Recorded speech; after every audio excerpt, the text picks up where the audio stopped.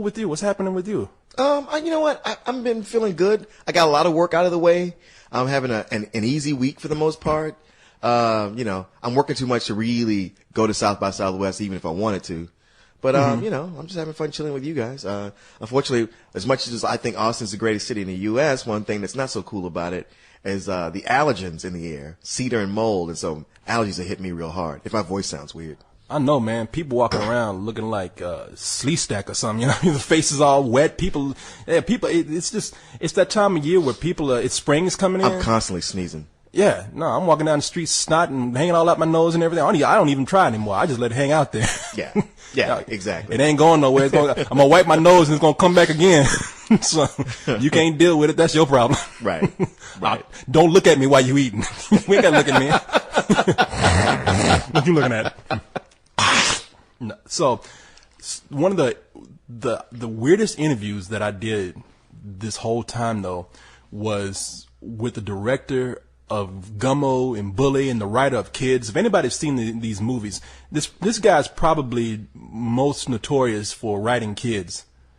Kids was that movie where they simulated actual teenagers actually having sex. Right. I never saw the movie myself. I've seen some of it. I've seen most of it, but not all of it. Yeah. So you haven't seen any of these other movies like Gummo and stuff like that? No. I hear people talk about Gummo all the time, but I have no idea what it is. Yeah, and I've never seen any of these movies, and I feel kind of bad about that. I mean, the guy, because I'd be curious to see what they are, what they're like, because the guy is crazy. I'm gonna tell you, like right now, the guy's name Harmony somebody. Oh, I can't remember his last name. Look him up. You'll know who I'm talking about. But I interviewed him for his movie called Mr. Lonely. Yeah. And it had Diego Luna in it, the guy from Y Tu Mama Tambien. Yeah, Diego Luna. Yeah, he was him. He played a Russian Michael Jackson impersonator. Wait, this is that movie you were telling me about last night? Or else he was maybe really a Mexican Michael Jackson impersonator. I thought they described him as Russian, but he gets taken by a Marilyn Monroe impersonator to an island full of other impersonators, and I told you this already. I'm just right, like kind of an island of Dr. Moreau, except with impersonators. Celebrity impersonators. Yeah, and that island included Charlie Chaplin. It was Charlie Chaplin, the Three Stooges, Shirley Temple, Buckwheat, the Pope, the Queen of England, and Little Red Riding Hood. when Little Red Riding Hood came from, I don't know. This is where you lose me. Like, all these others are like, based on people, or actual people, or characters they played. No, it's based on actual people, actually. But Little Red Riding Hood? I don't know, man. Sammy Davis Jr. was in there too. And the thing about this is that these people really don't look anything like those people. Buckwheat, the only one that looked like Buckwheat is Buckwheat because it was a little black boy with big hair. Okay. But Sammy Davis Jr. didn't look like Sammy Davis Jr. The Pope. It could have been. Was it really Billy Crystal playing Sammy Davis Jr.? He was a white dude in blackface. And it's the Queen of England looks nothing like her. That Charlie Chaplin was a French actor that I've seen before, who's a great acrobatic physical actor, but he looks like shit. The guy from Delicatessen?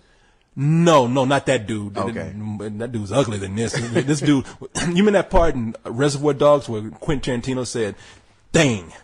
Well, it wasn't Quentin Tarantino that said that. It was somebody who they were talking about one of the mobster guys. Yeah, he said, yeah. Tim Roth was talking about the main guy. Say he looked like the Thing, like Ben Grimm from the Fantastic Four. This French actor looks like the Thing, really. Looks like his face is made out of rocks, and they got him playing Charlie Chaplin. You might as well put like a little Hitler mustache on a bag of rocks. But so, yeah, and when you get there, there's nothing really happening. You're just going through the lives of what it's like to be there on this island with these people every day. There's no real plot to it.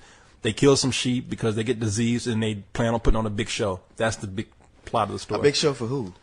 For the villagers or the people, the rest of the normal people in town. Okay. So, and there's something about nuns. Jesus, excuse me. There's something about nuns jumping off of planes with BMX bikes and all. Sure, why not? Why not? Oh, and Werner Herzog's in it also. Is he really in it? Or no, it's not an impersonator. It's really him. Okay. The guy who directed Grizzly Man is really in this movie. So I talked to this dude, man, and I think he truly was fucking with me. He said he was not. But during this whole interview, I asked him, I said, well, first of all, I said, where'd you get the name Harmony from? And he said, well, my parents used to bomb buildings and set them on fire. And I said, what? What does that have to do with Harmony? He's like, well, I guess they were part of some whole movement, but they were just really arsonists. So they went to jail or something. And so when they came out, they named me Harmony. I was like, all right, I don't know what that has to do with Harmony, but okay. Okay. And then he said, I'll put up the review. You guys just have to hear it. But basically, this is what he told me. He said he took an 8-year sabbatical from directing movies. And during that 8 years, one of the highlights of what he did was he became a fisherman. But this crew of fishermen ended up being a cult. And they were hired by a rich Japanese guy to go out and find this elusive fish that nobody could find. And he said he became disgruntled when they couldn't find the fish, and the crew was getting crazier, and some illegal stuff was going on. So he left, and then he went on to make this movie. It sounds like he was like doing a pitch for his next movie. Exactly, that's what I was thinking. I was like, he just hated journalists so much that he just said, I'm gonna sit up here and just fuck with this guy the whole time. He ain't real anyway. Look at him, he got a laptop computer, this kind of shit. What am I doing here? And it was early in the morning too. And I asked him, I said, man, you're fucking with me. And he's like, no, it's early, man. I wouldn't be making this up. And I think I heard him tell some of this stuff when he was doing his Q&A, but I walked out. Yeah. But he also mentioned that there was a Madonna. Madonna was in there too.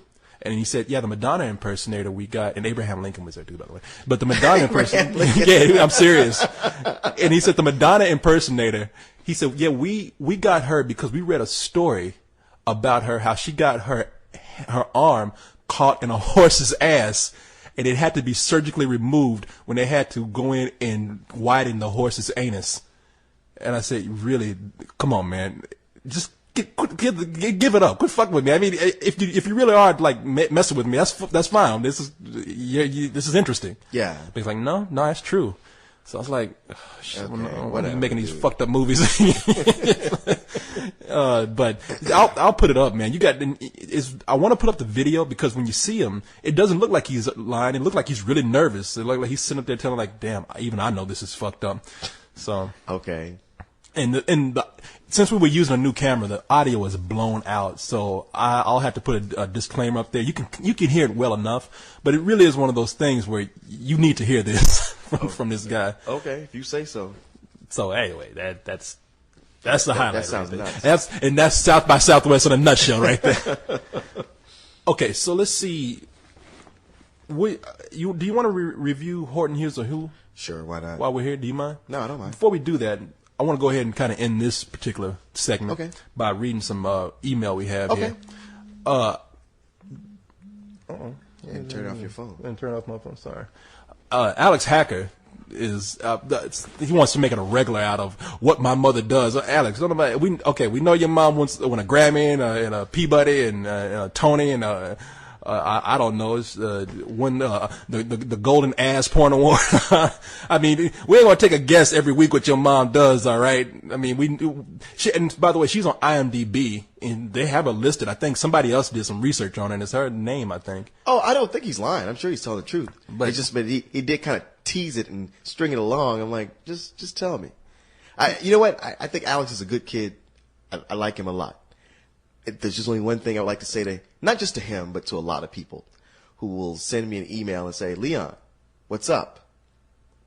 I'm like, do you really want me to sit at the keyboard and write down a whole long answer for just a what's up? Or is this just you saying hi? Well, see, you should do what I do. I just send an email back saying, what's up?